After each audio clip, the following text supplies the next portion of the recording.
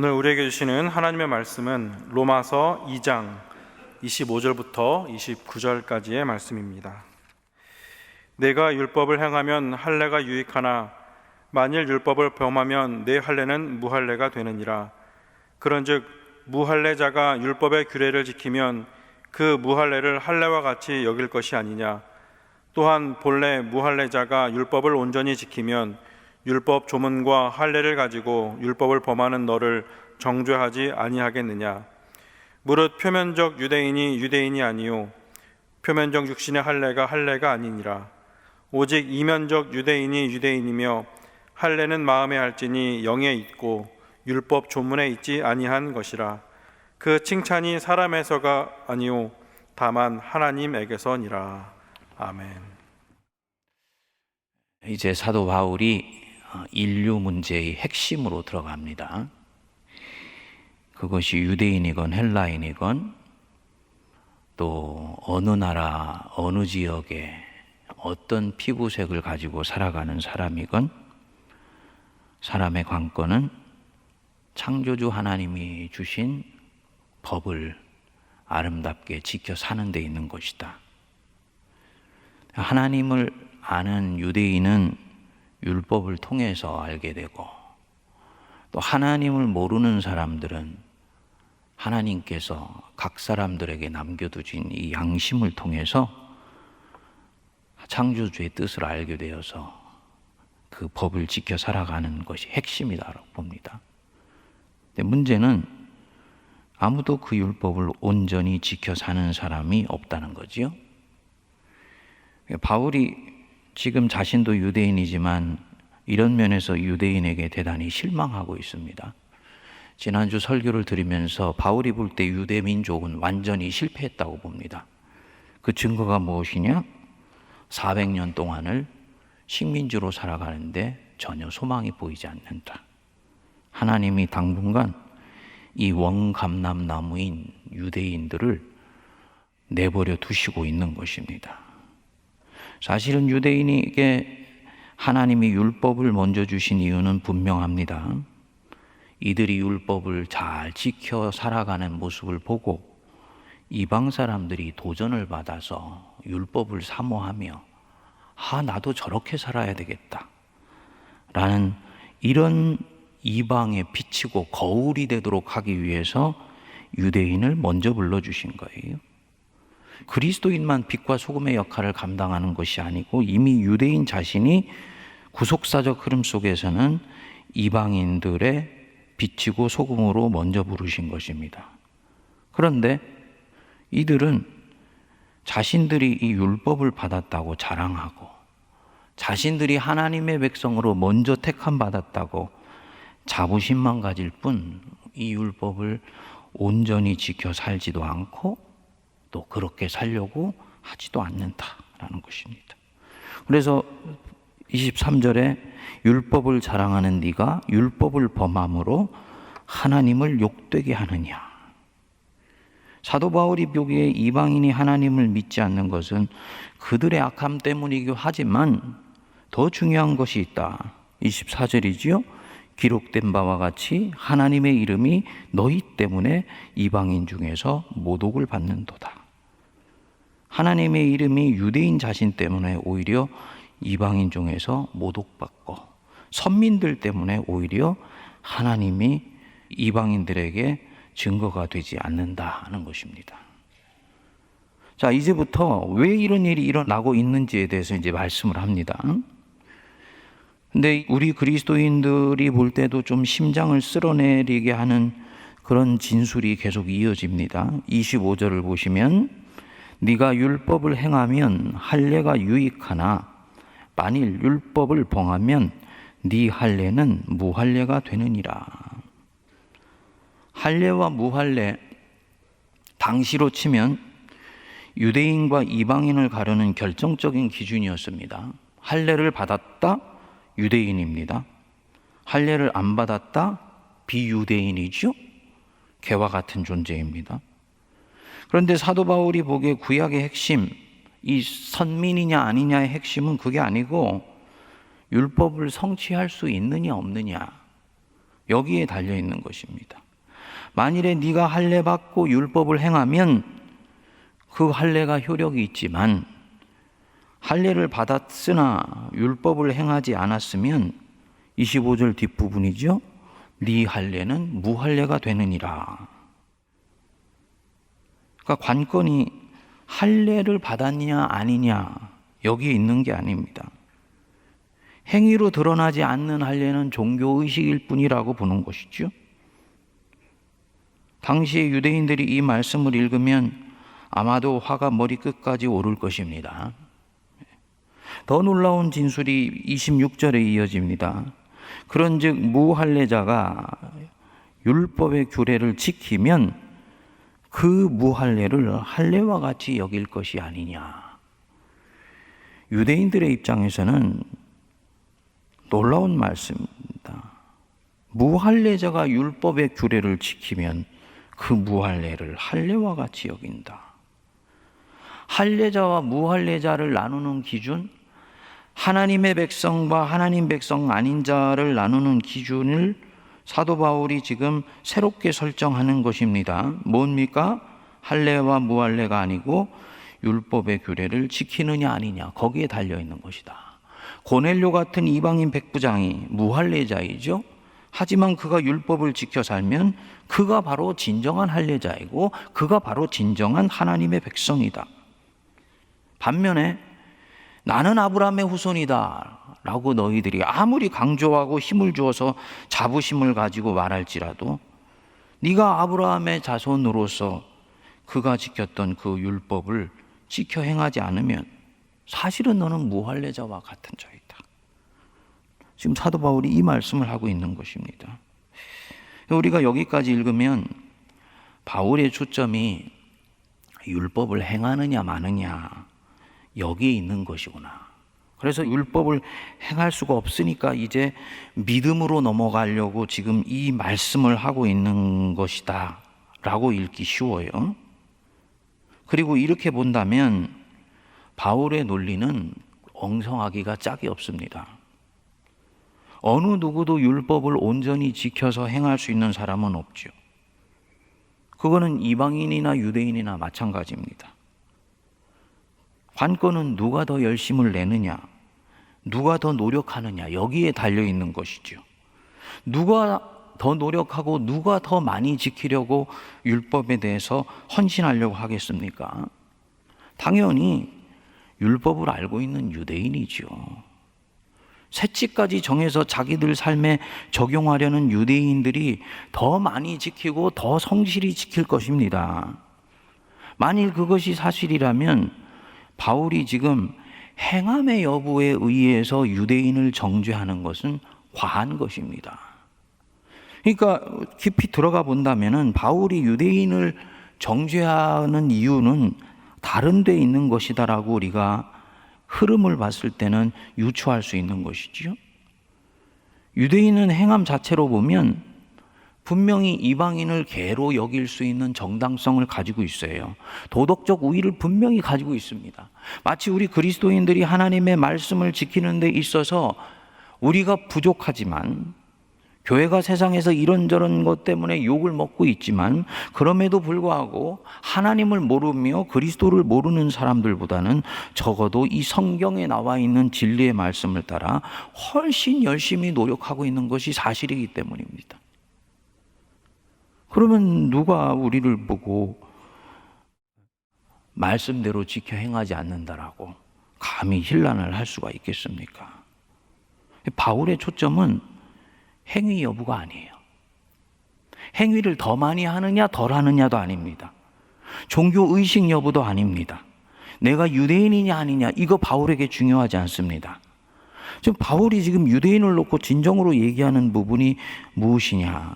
28절, 29절이고요. 이게 이제 지난주에 목요일 날 성도님들에게 툭 비춰 말씀드렸던 바로 그 부분입니다.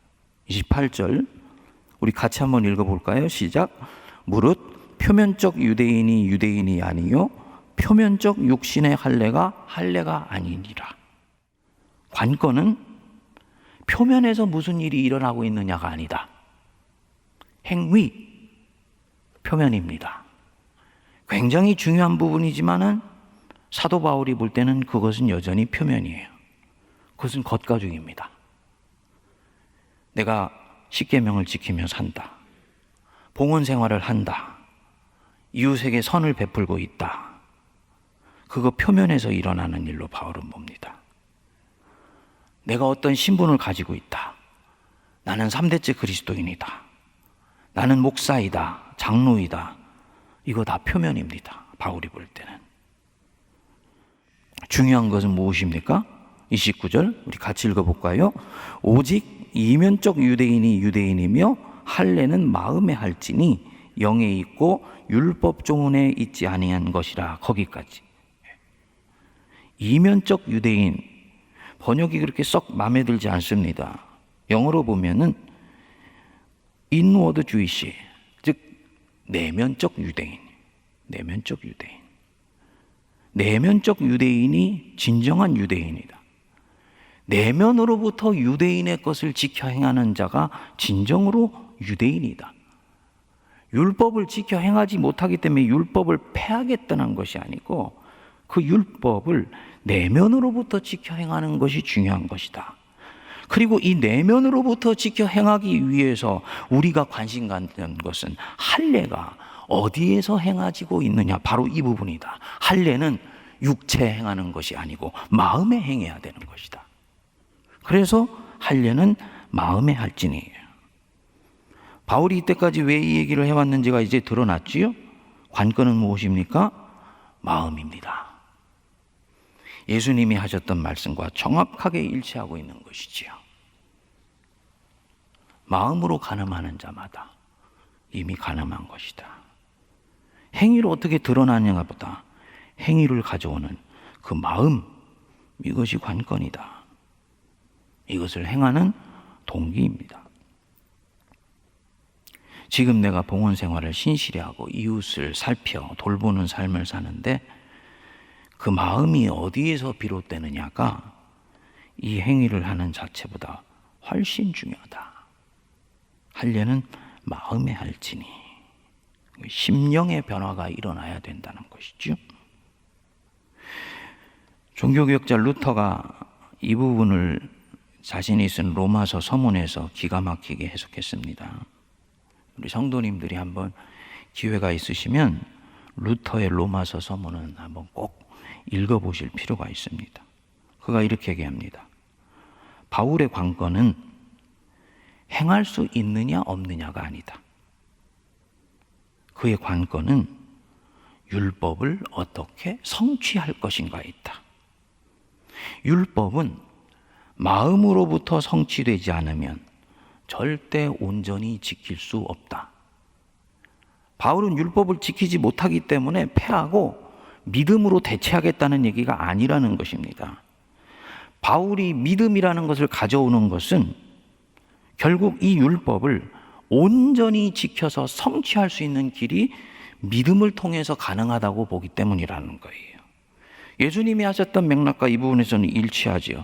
나는 율법을 폐하러 온 것이 아니라 율법을 온전케 하려고, 성취하려고 온 것이다. 행함 자체에 주목하는 것으로는 율법을 성취할 수 없다라고 본 것입니다. 율법은 마음에서부터 성취되지 않으면 절대 온전히 지킬 수 없다. 그래서 루터가 얘기했습니다. 율법을 행하는 것과 성취하는 것은 별개이다. 행하지만 성취하지 못하는 사람이 있다는 거예요. 하나님이 내가 행하라고 말씀하신 율법이 100개인데 100개를 다 행했다고 해서 율법이 성취된 것이 아니라는 것입니다. 율법의 성취는 다른 데 있어요. 그 율법을 행하는 마음이 어디로부터 비롯되고 어디를 향하고 있느냐, 이 동기가 훨씬 중요하다는 것입니다.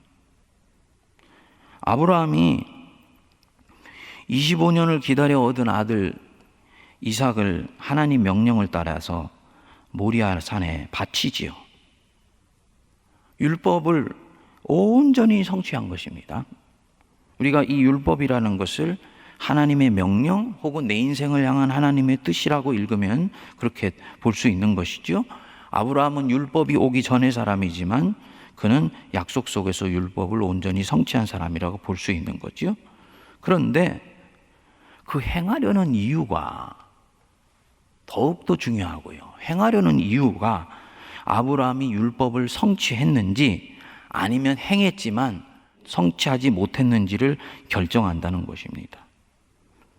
이것 행하지 않으면 하나님이 지금까지 내게 주셨던 복을 다 빼앗아가면 어떻게 하지?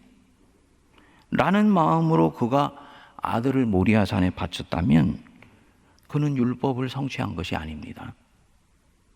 혹은 더 큰 복을 내리셔서 나로 하여금 열국의 아비가 되게 하신다. 하나님의 약속을 성취하는 것에 대한 소망이 아니고 자기 속에 정리되지 않은 인간적 열망이나 종교적 명예심을 위해서 이 일을 행하게 됐다면 이것 또한 그는 율법을 성취한 것이 아닙니다. 형벌이 두려워서 하거나 보상을 원해서 율법을 지키면 이것은 설사 그 율법을 100% 다 행했다 할지라도 그는 율법을 성취한 것이 아니죠. 행하지만 사실 마음은 다른 곳에 가 있기 때문이다. 그래서 루터가 이런 얘기를 합니다. 만일 이런 경우라면 그는 다른 환경에 가 있을 때는 그 법대로 행하지 않을 것이다. 그는 여전히 율법을 사랑하지 않는 자이다. 우리 폐부를 쿡 찌르는 말씀이지요. 할례는 마음에 할지니 마음의 변화가 일어나야 된다는 것입니다. 아브라함이 이날 하나님의 말씀을 듣고 아들을 바치려고 할 때 그러면 성경은 율법이 성취되었다고 봤습니다. 그럼 아브라함은 왜 했을까요? 왜 아들을 바치려고 했을까요? 동기는 하나지요. 그는 이제 진정으로 그 법을, 그 말씀을 따르고 싶은 사람이 되어 있었던 것입니다. 하나님의 입에서 나온 말씀을 지켜 행하고 싶은 사람이 되어 있었어요. 그리고 하나님은 그것을 아셨어요. 그렇기 때문에 아들을 바치라는 명령을 바로 그때 하신 것입니다. 감당치 못할 시험은 허락지 아니하시는 분이시기 때문입니다. 시험 주실 때는 내 사랑하는 자녀가 이것 반드시 넘어갈 힘이 있으며 잠재력이 있으며 믿음이 있다고 보시기 때문에 주시는 것입니다. 그러면 아브라함이 하나님 입에서 나오는 그 말씀을 지켜 행하고 싶은 그 마음을 들게 했던 것은 무엇입니까? 그것을 말씀하신 분이 자기를 사랑하신 하나님이기 때문입니다.